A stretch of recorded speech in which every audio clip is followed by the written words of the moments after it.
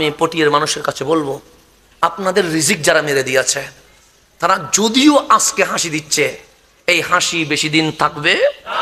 আপনাদের সুখের সামনে তাদের উপর যে আযাব অপেক্ষা করছে সেটা আপনারা দেখে যাবেন ইনশাআল্লাহ, সেটা আপনারা দেখে যাবেন। আর আপনাদের যেই একটা রিজিক বন্ধ হওয়ার কারণে 5টা রিজিকের দরজা খুলবে, এটাও আপনারা দেখে যাবেন ইনশাআল্লাহ। আল্লাহ জালেমের সাথে না কাদের সাথে আছে?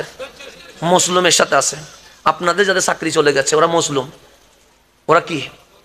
সুতরাং আমরা ন্যায়ের পক্ষে, অন্যায়ের বিপক্ষে। তো আল্লাহ আপনাদের থেকে পরীক্ষা নিচ্ছে, ওয়ালা নাবলু আন্নাকুম বিশাইয়্যিম মিনাল খাউফি ওয়াল জুই ওয়া নাকসিম মিনাল আমওয়াল ওয়া নাকসিম। আল্লাহ বলতেছে, বান্দা আমি তোরা আপন বানাবো।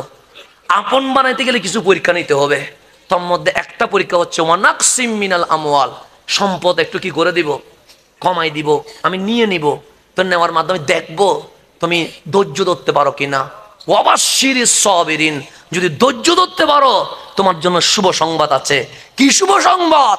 আল্লাহ বলে বিপদ কেটে যাবে, আখিরাতে জান্নাত গিফট করে দিয়ে দিব।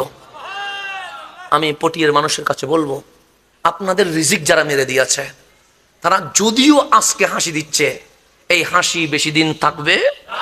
আপনাদের সুখের সামনে তাদের উপর যে আযাব অপেক্ষা করছে সেটা আপনারা দেখে যাবেন ইনশাআল্লাহ, সেটা আপনারা দেখে যাবেন। আর আপনাদের যেই একটা রিজিক বন্ধ হওয়ার কারণে 5টা রিজিকের দরজা খুলবে, এটাও আপনারা দেখে যাবেন ইনশাআল্লাহ।